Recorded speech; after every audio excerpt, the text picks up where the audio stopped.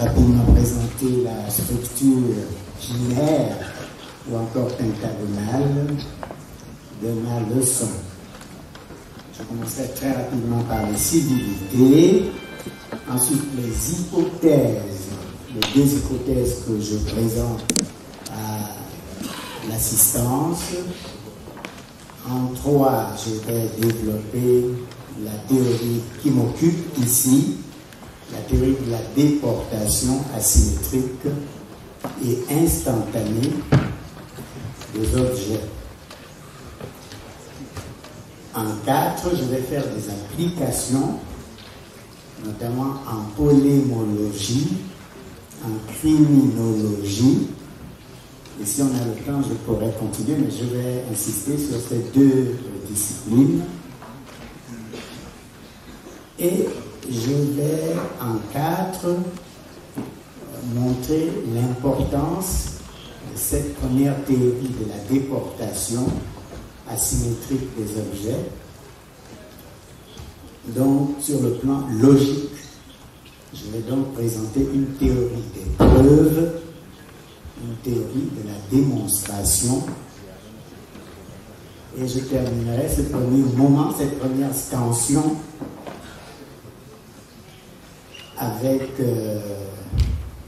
quelque chose à l'occasion des 200 ans du déchiffrement des hiéroglyphes par Champollion, mais surtout les 46 ans du colloquium du Caire, dont nous avons la chance extraordinaire d'avoir l'un des principaux acteurs, qui est là le professeur Bengal, qui est à côté du professeur Tcheranda Diop. Je vais, dans le deuxième moment de ma leçon, insister sur l'importance de la théorie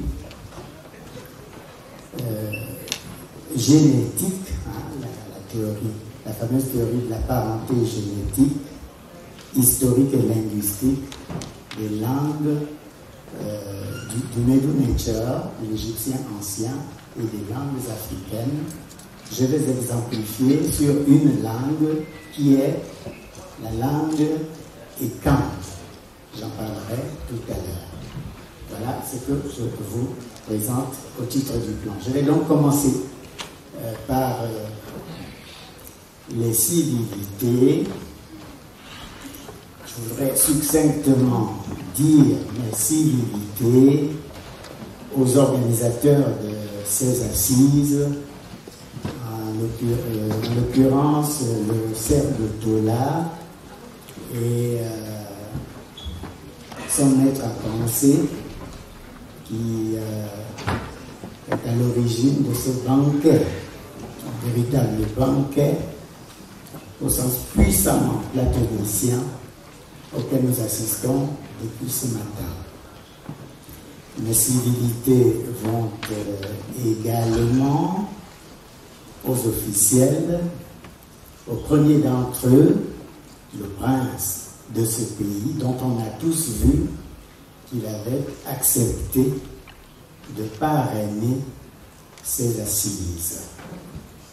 Et enfin, à la communauté scientifique, notamment tout le Golda, toute cette constellation d'intellectuels éminents. Je voudrais, je vais aller très vite, passer aux hypothèses. Je voudrais défendre deux hypothèses. La première est une hypothèse au niveau de la théorie des sciences, précisément des nouvelles physiques.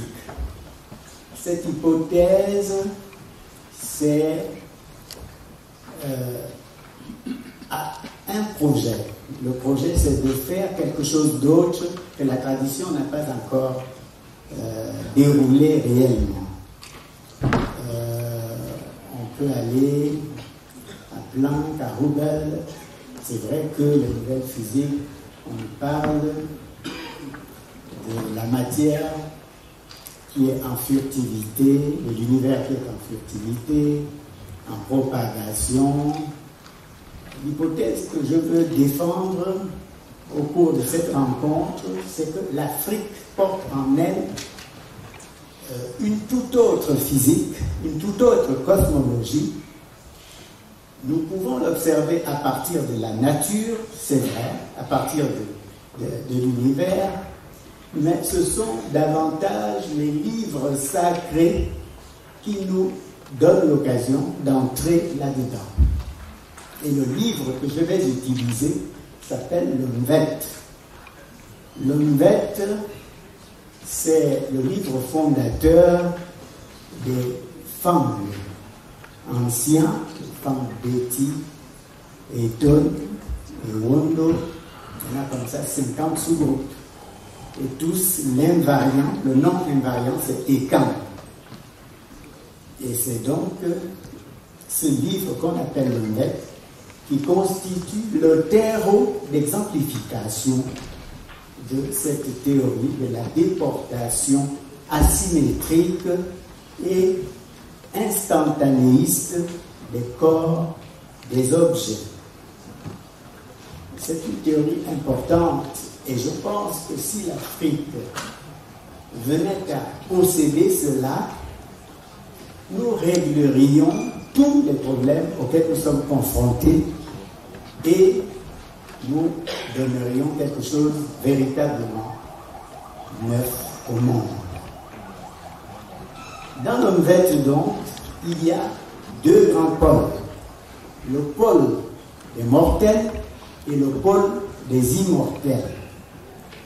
Il y a une confrontation entre ces deux pôles et l'enjeu de cette confrontation, c'est la conquête de l'immortalité.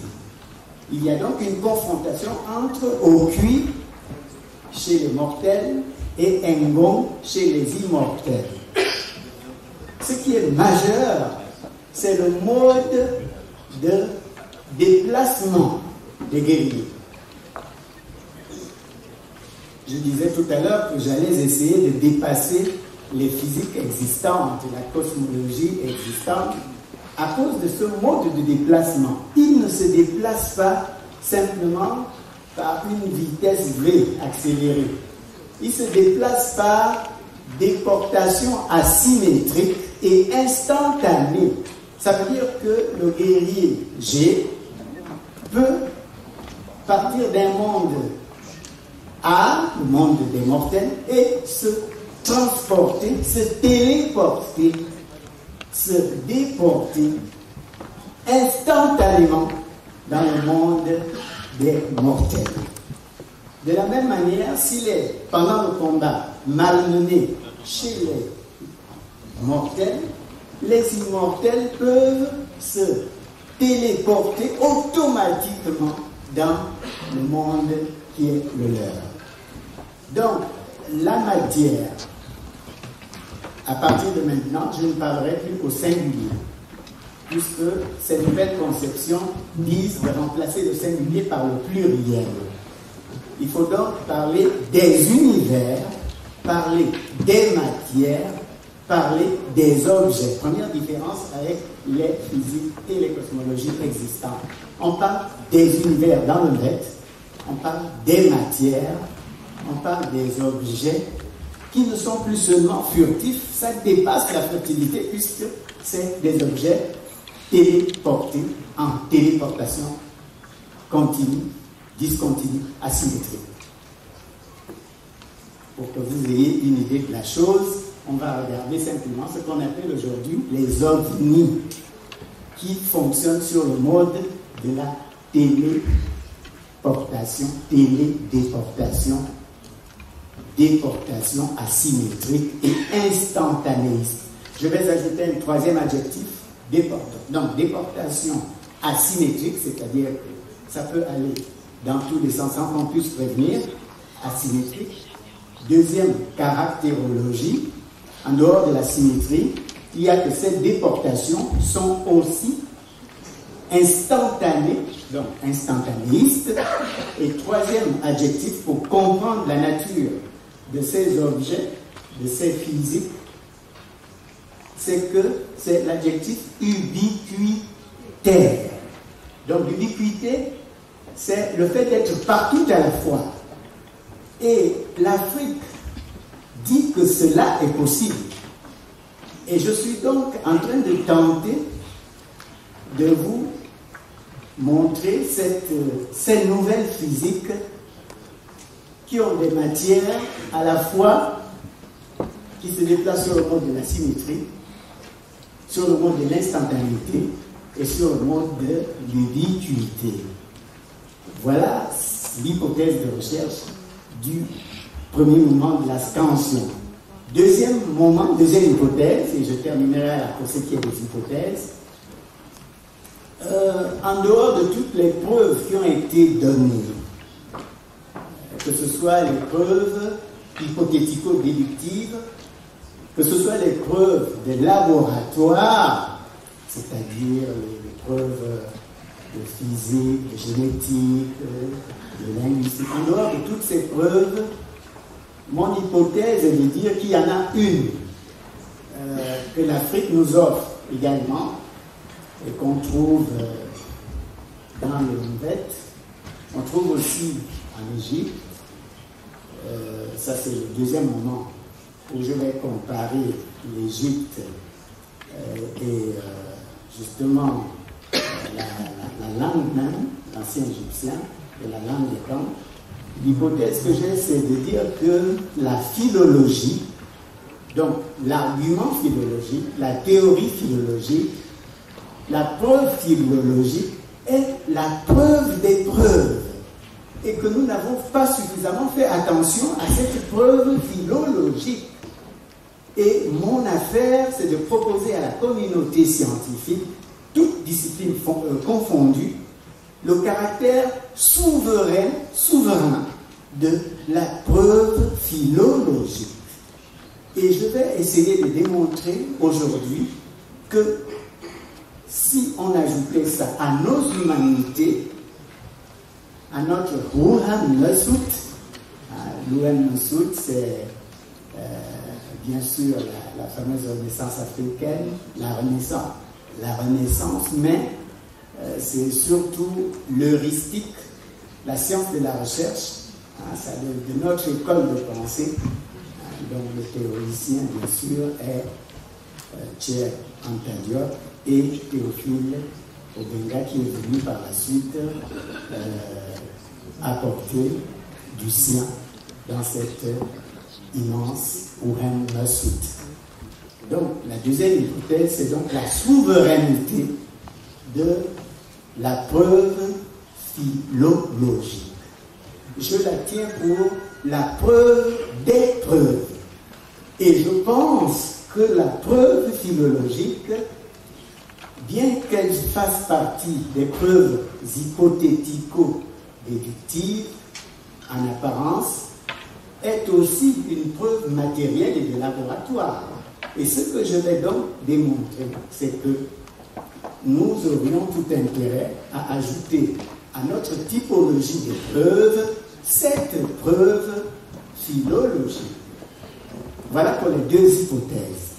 Je passe au point 3, après les civilités, après les hypothèses, je passe maintenant au point 3, en l'occurrence, la théorie de la déportation asymétrique, instantanéiste et ubiquitaire des objets et des corps. Il me semble que si, encore une fois, l'Afrique pouvait objectiver cette affaire-là, vous verrez quand je vais faire les applications en polémologie ou en criminologie, vous verrez à quel point c'est révolutionnaire. Cette hypothèse veut qu'il y ait des univers en perpétuelle déportation discontinue. Si on fait une traduction en mathématiques, on ne dirait plus l'élément A appartient à l'ensemble A. Puisque la notion d'appartenance, quand on regarde ses implications politiques, est ce qui explique notre aliénation historique. J'ai donc dans l'esprit le souci permanent entre le travail de la science et sa traduction sociologique, sa traduction politologique.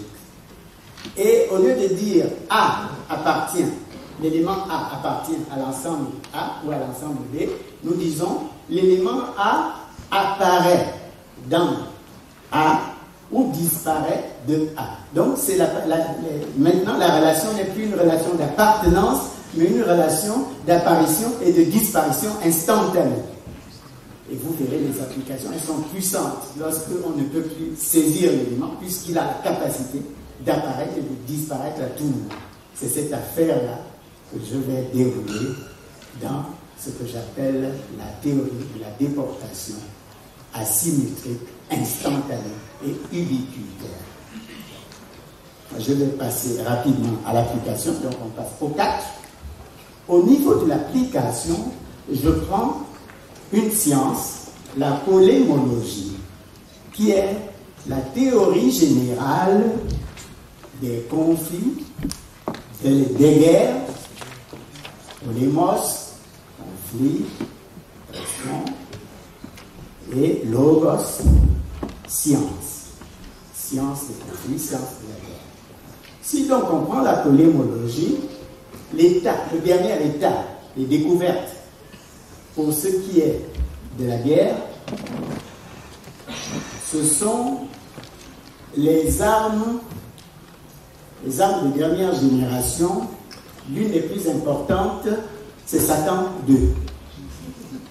Et Satan II, c'est pour ça que vous voyez que cette guerre-là, on est presque tranquille, qu'elle ne s'étendra pas, puisque Satan II, c'est la capacité d'atteindre et de démolir en très peu de temps. Je ne vais pas m'attarder dessus, mais je voulais simplement dire que c'est l'une des armes de la dernière génération, mais quand même, elle est dans une déportation qu'on peut encore quantifier, puisqu'on dit c'est en 7 minutes, c'est en... Alors que ce dont je parle, moi, c'est la déportation instantanée. Ça veut dire que si on frappe, automatiquement, donc dans l'omelette, quand on frappe, automatiquement, on efface l'instant T, il y a la destruction, mais automatiquement. Vous voyez que c'est au-delà de Satan. Prenons un autre exemple intéressant au niveau de la polémologie, ce sont les drones. Les drones vont prennent toute forme d'information, les ramènent au laboratoire qui conçoit la guerre pour frapper en connaissance de cause, en précision et en connaissance de cause. Or, ce dont je vais parler maintenant, c'est ce que l'Afrique a et que l'Afrique n'a pas encore pensé en termes de physique, en termes de sciences cosmologiques. C'est ce que j'appelle les théories générales des miroirs. Dans cette théorie générale des miroirs, nous dépassons la théorie de la réflexion de la lumière. Vous connaissez 300 000 kilomètres. Alors que la théorie des miroirs est l'objet par excellence de ce que j'appelle l'asymétrie, l'instantanéisme et l'ubiquité. Que fait ce miroir? Qu'est-ce que l'Afrique nous dit? L'Afrique nous dit, vous avez des miroirs, quand on veut connaître quelque chose, on peut aller en arrière, donc moins l'infini, comme on peut aller en avant, plus l'infini.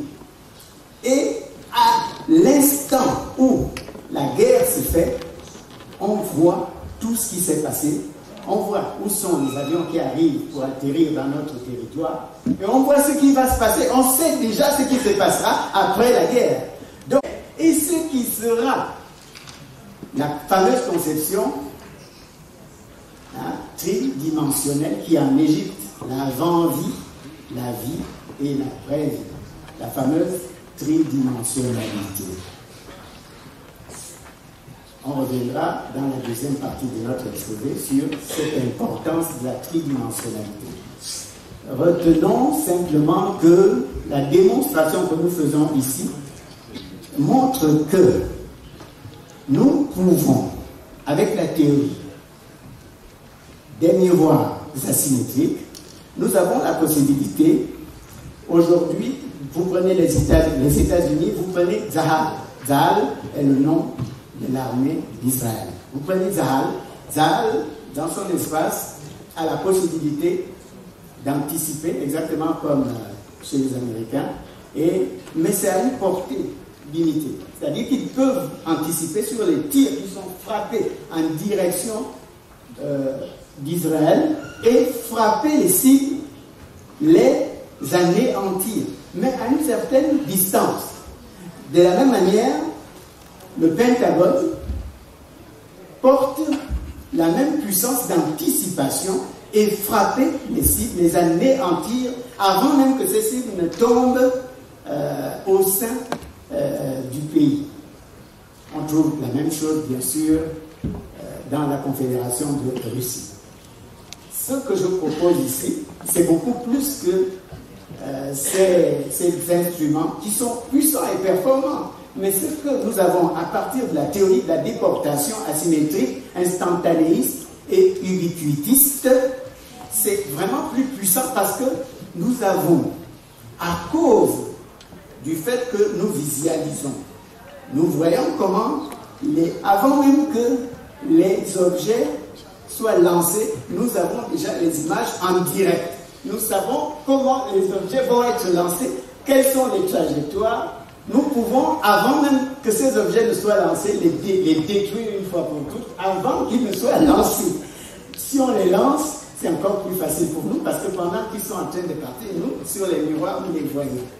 Nous voyons comment ils viennent et on décide de frapper quand on veut et on les élimine. Donc, il y a une puissance de contre-attaque au niveau de la théorie de l'interception et de la destruction des armes. Alors, par rapport à ça, je vais aller très vite au niveau, pour vous montrer que nous avons dans cette Afrique-là, ce que nous dit le maître, vous voyez, lorsque Aopi, les mortels viennent attaquer les immortels, qu'est-ce qui se passe? Ils sont assis avec le Songo. Je sais qu'il y a le Songo au Cameroun. Il y en a aussi. C'est un jeu de calcul dans les pays de l'Afrique de l'Ouest. Ce sont des jeux asymétrie logique. On ne le dira pas parce qu'on ne dit pas tout. Vous savez, chez les anciens, ces choses-là sont secrètes. Mais en réalité, quand ils jouent, ils sont en train d'écouter, ils sont en train d'entendre, ils sont en train d'anticiper. Donc, les objets asymétriques, il n'y a pas que le miroir, il y a au niveau de l'écoute et il y a au niveau de l'eau où on peut voir aussi la projection asymétrique de ces images. Donc, quand ils jouent au Songo, ils arrivent à entendre les pas, ils arrivent à anticiper et à Ngo, chez les immortels, ils jouent au Songo précisément les guerriers avant la guerre, avant l'anticipation, extraordinaire anticipation. C'est pour ça que les grands joueurs, comme au Gabon, le champion s'appelle Vivi, quand il joue, il est sur 10, 20 poussées de pions, pendant que vous jouez sur une lancée d'un pion. Lui, il est déjà à 20. Donc, ce dont je parle avec cette théorie-là, c'est 1, l'hypercomplexité, 2, la prédictibilité, 3, j'appelle ça dans mes travaux l'anticipatiologie, les sciences de l'anticipation. Donc, c'est là le secret de la victoire de l'Afrique que nous avons entre les mains. Vous verrez que dans ma recommandation, je vais demander, dans mes recommandations, simplement la construction d'un laboratoire pour qu'on se mette vite au travail, pour avoir cette puissance entre les mains. Il y a des applications en politométrie, en politologie. Dans toutes les sciences, je peux faire des applications. Et c'est extraordinaire. En droit, en économie, dans toutes les sciences, quelle que soit la science, je peux faire des applications. Je ne le ferai pas ici. J'ai 10 livres qui vont paraître. Où ces choses, avant 2023, où ces choses seront données. Je suis venu à Yaoundé donner la primeur de cette théorie fondamentale qui va révolutionner les sciences. Alors, merci. Alors, l'autre exemple pour terminer sur le point 4, l'autre exemple, en dehors donc de la polémologie, c'est la criminologie. Regardez comment les choses deviennent faciles. Il y a eu un voleur, il a pris de l'argent, il a démoli une banque, ou dans le cas du Mali, ou de manière générale, la région du Sahel, ça devient un jeu d'enfant. On n'a même plus besoin d'envoyer des drones. Les drones, c'est lent, c'est encore lent, ce n'est pas assez performant, parce que les drones, le temps que ça s'en va, on peut encore prendre les terroristes, on peut leur donner des outils performants pour qu'ils se cachent, pour qu'ils se tiennent au loin. Mais avec les théories du miroir, nous avons la possibilité de savoir exactement où sont les terroristes. Ils partent d'où? On les voit en direct sur notre miroir. On sait d'où ils partent, on sait comment ils évoluent, on peut même anticiper, parce que le miroir a la capacité de l'anticipation et savoir ce qu'ils veulent, comment ils vont opérer. On a le récit. Et en Afrique, on dit tout est anticipation du récit. Dans ma langue Ekan, nous disons dans à ce que toute chose envenilant est récit, anticipé. Donc, si vous savez anticiper le récit de ce qui va se passer, vous avez la vie entre les mains. Or,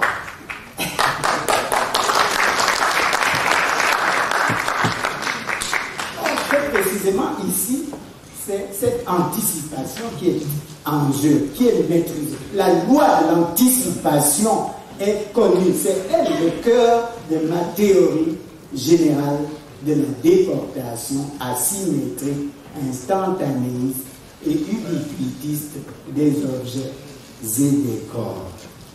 Vous voyez, au niveau du terrorisme, on règle la question, mais en un jour. C'est-à-dire qu'on sait exactement.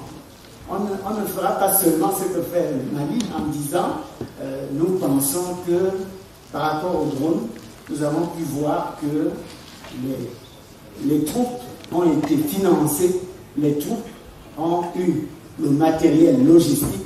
On va aller plus que ça, puisque nous allons voir en direct. C'est vrai que les Maliens, par rapport à l'ONU, disposent d'éléments audiovisuels qu'ils veulent verser seulement à la fin pour la démonstration. Je les garde pour l'instant. Mais notre théorie va plus loin puisque nous avons l'image visuelle de ce qui, de la manière dont le complot s'est constitué, la manière dont les schémas avant l'opération, les schémas qui ont été produits, et enfin l'opérationnalité. Donc, au niveau de la criminologie, au niveau du terrorisme, nous réglons les questions avec cette théorie générale dont je parle. Je peux démultiplier les exemples, mais je vais aller maintenant au point 5, avant de terminer ma leçon avec la souveraineté de l'argument philologique. Sur le point 5, j'ai parlé de quelque chose d'important après l'application, c'est la théorie des preuves, la théorie du raisonnement, la théorie de la démonstration.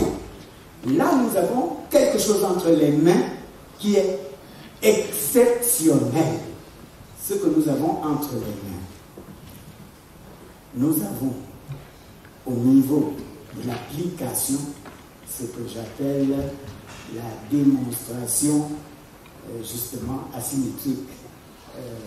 Je ne vais malheureusement pas vous dire tout ce qu'il y a là-dedans, souffrez que je vous donne des livres pour que vous les découvriez, mais la démonstration asymétrique est exceptionnelle. Je l'appelle la preuve cataleptique. La preuve cataleptique.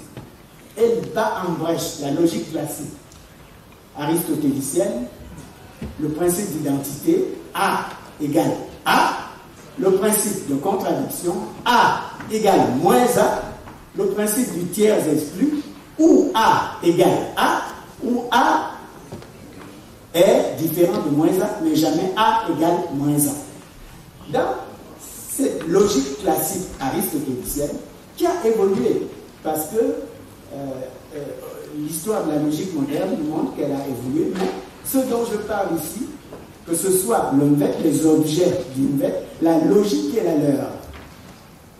Le professeur Obenga parlait de quelque chose de très important tout à l'heure. Il a dit il y a une logique du dominion, une logique du dominion qu'on oppose à l'Afrique depuis le commencement. Il est donc question de changer de logique. Et ces nouvelles logiques cataleptiques, ces nouvelles logiques, c'est elles que je mets en place pour démystifier le raisonnement capable de contrôler les résultats. Et j'anticipe. Voilà, je vais terminer avec le deuxième moment de la leçon. Je vais essayer d'être bref. Également, on en a parlé de mes 30 minutes, je surveille, je suis très attentif. Alors, par rapport au dernier moment, je disais à l'occasion du bicentenaire du déchiffrement des hiéroglyphes, mon hypothèse, mon affaire est de dire que c'est vrai, Champollion le Jeune a fait quelque chose d'essentiel. Je suis d'accord avec cela, que nous devons célébrer ce bicentenaire. Mais ce que je dis, et qui est nouveau pour l'égyptologie elle-même et pour l'Afrique, c'est que ce qu'il faut vraiment célébrer, c'est ce que j'appelle le deuxième déchiffrement des hiéroglyphes. Le fait de découvrir l'africanité de l'Égyptien ancien. Ça, c'est la révolution, celle du professeur Tchernobyl et du professeur Théophile Obenga. C'est cela qu'il convient de saluer, de célébrer. Je vais faire la démonstration à travers ce que j'appelle la théorie. La théorie de la co-appartenance des langues de l'ancien égyptien et des langues africaines. Et je fais la démonstration avec la langue ékan. J'ai écrit un dictionnaire qui a entre 1000 et 1500 mots où je fais la démonstration de ce que je dis là. Ici, je vais vous en prendre juste 10 notions et je vais laisser ma leçon expirer là. Mais nous allons à la parenté génétique, linguistique et historique des deux langues, mais nous allons encore plus loin, parce que ce que nous disons maintenant, c'est 1. Le continuum consonantique. Donc la théorie du continuum consonantique des deux langues. Les consonnes sont exactement les mêmes entre l'ancien égyptien et le fond. Beti, Boulou, Lekan, comme on dit. Donc la théorie du continuum consonantique de l'égyptien ancien et de la langue ékan. Et je vais démontrer que finalement, il y a autre chose. Nous pouvons, à cause de la preuve philologique, mieux expliquer la grande découverte de Champollion. Il a redéchiffré l'égyptien ancien et a permis que les richesses soient connues millénaires.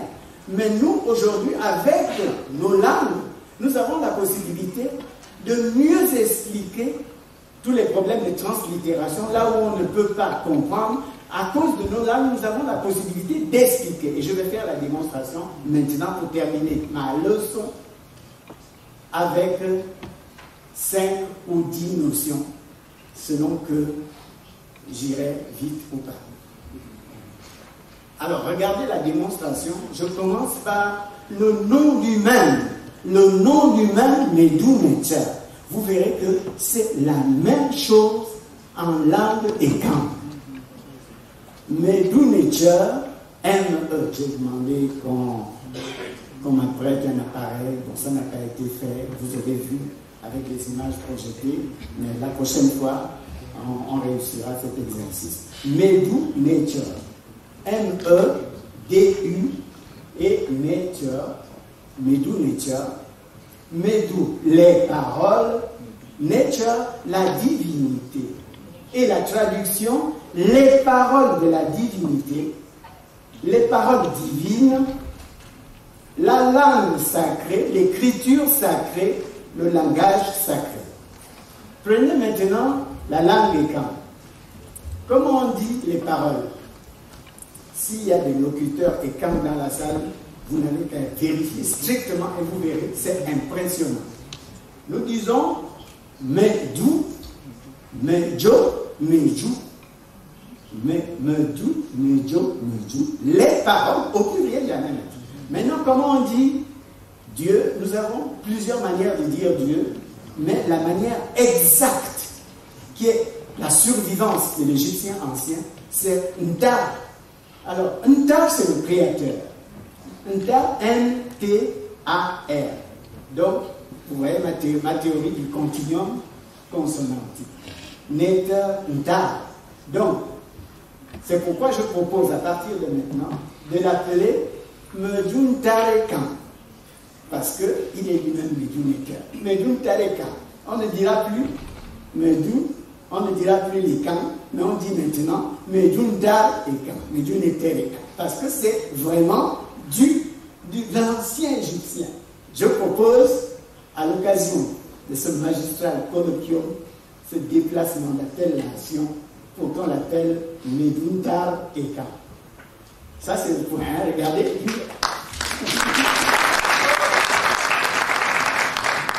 Alors là, vous voyez, on n'est plus seulement dans la parenté, on est dans quelque chose de plus sérieux, c'est absolument l'identité. D'abord, la continuité consonantique, et on va plus loin, l'identité, et elle est holistique, lexicologique, morphologique, sémantique, on peut établir. Je vais vous faire la démonstration avec le deuxième mot. Je vais prendre cette fois un mot du vocabulaire, du lexique de la théologie. Rien moins que Aton lui-même. Aton. Or, on sait que Pharaon, Akhenaton, a pris cette affaire-là pour dire que dans la nouvelle religion, l'atonisme, c'est la représentation, la figuration de la divinité, et il dit Aton. Maintenant, que veut dire le mot Aton en langue écan? 1. Le disque solaire. 2. Le bouton. Aton, le bouton. Dans la langue écan, Aton. Alors, je vais maintenant, vous voyez, la langue écan va donner des autres éléments qu'on n'a pas tout de suite quand on regarde seulement le mot dans l'ancien égyptien. Mais avec ce que la langue écan nous dit, on comprend mieux l'importance de la révolution atonienne. Alors, que veut dire aton? Aton. Le verbe aton signifie, quand il y a des initiations, à un moment donné, l'initié va dans plusieurs directions, comme s'il était en fuite, comme s'il allait se perdre. Aton. Ceux qui ne savent pas dire disent qu'il est devenu fou. En réalité, on ne peut pas avoir une relation avec la lettre suprême sans ce que j'appelle justement le mouvement asymétrique, hein, cette fameuse danse-là, cette fuite asymétrique qu'il a là. Il est sous l'onction justement de l'atone. Je vais faire cadeau à l'Assemblée en lui disant quelque chose de majeur. Le Mvet, pour être initié au Mvet, effectivement, il y a un arbre qu'on trouve, au Gabon, on trouve le bois amer, dans le boité qu'on appelle l'iboga. Dans le vêtement, on trouve un bois amer, ça ce n'est pas connu par les jeunes générations, qu'on appelle la lame. Alane. Alane, c'est le bois amer du vêtement. C'est celui-là qui permet, si j'avais eu le temps, je crois que je parlerai peut-être chez le vice-recteur demain et en approfondissant cette question-là.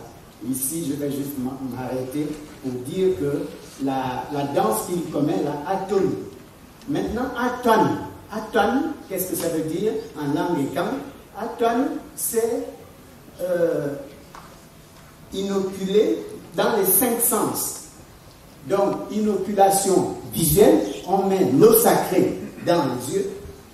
Donc, la déportation de l'eau sacrée visuelle, on met dans la bouche déportation, hein, le sens gustatif.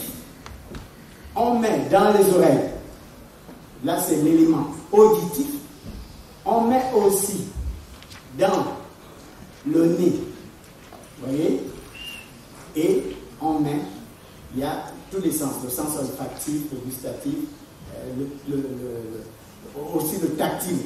On peut mettre dans le nez aussi l'eau sacrée. Donc quand on met, on dit aton, ton, aton, aton, c'est-à-dire mettre goutte par goutte, aton, mettre l'onction sacrée goutte par goutte. Je peux continuer comme ça pour expliquer pourquoi les radiations solaires, lorsque on représente dans l'iconographie solaire de la révolution de la Marna, pourquoi on représente le phare Akhenaton avec des rayons solaires qui sont sur lui.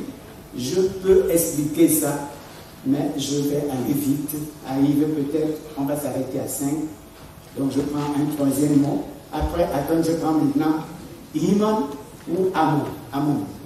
Donc, Aton, c'est le manifesté, la divinité en tant que manifesté. D'autres diraient le révéler. En fait, c'est le manifesté. Et il y a aussi la divinité comprise comme le caché. Or, que veut dire Amon en langue kan? C'est marcher en se cachant. Amon. Amon. Ah, Imon, Amon, marcher en se cachant. Je peux faire le développement pour établir que Imon et Ikon sont exactement les mêmes en langue et nous explique encore mieux comment les choses se passent. Et on comprend la doublure dans la théodicée. Je préfère parler de théodicée plutôt que de théologie. Parce que théologie, il y a encore un dogmatisme. Je préfère parler de la théodicée, l'entendement de la divinité. Dans la théodicée des écans, il y a les deux éléments. Et on l'appelle à un certain niveau Nti, dans les deux langues, l'égyptien ancien, comme en langue écan, Nti. Nti, c'est quoi? C'est l'homme, mais les écans ajoutent la distinction. C'est l'homme distingué, anti-professeur, anti-yeun. C'est l'enseignant de haute distinction. Mais ils vont plus loin. La distinction hyperbolique et céleste. Nti, c'est la divinité elle-même.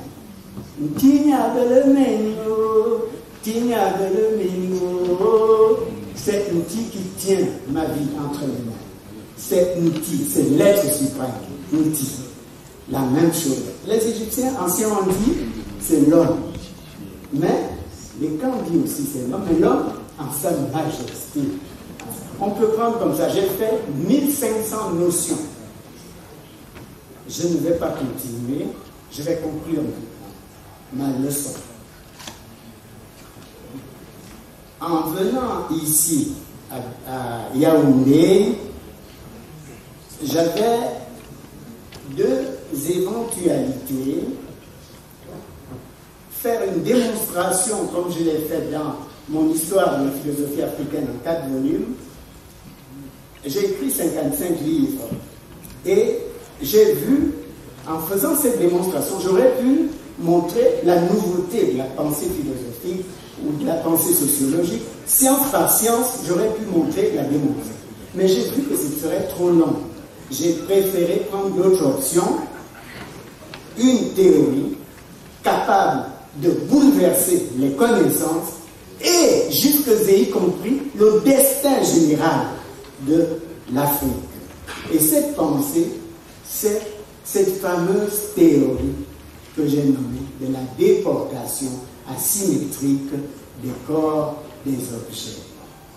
Des corps et des objets.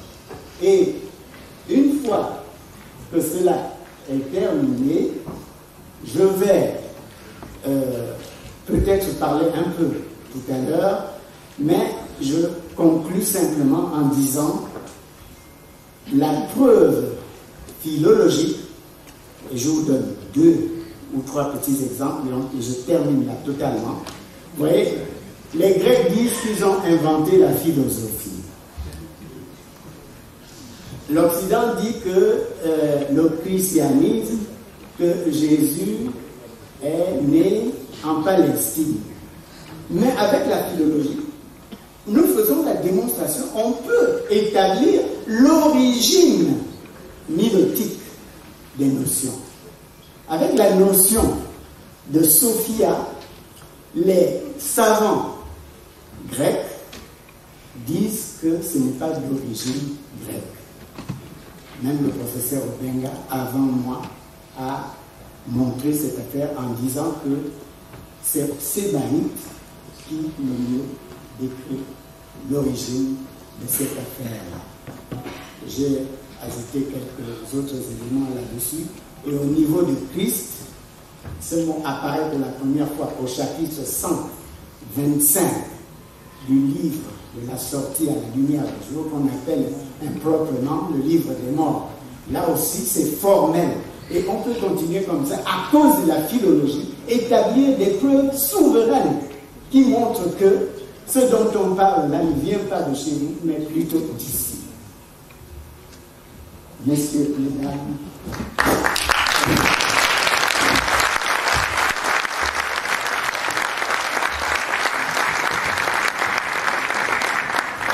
Autre.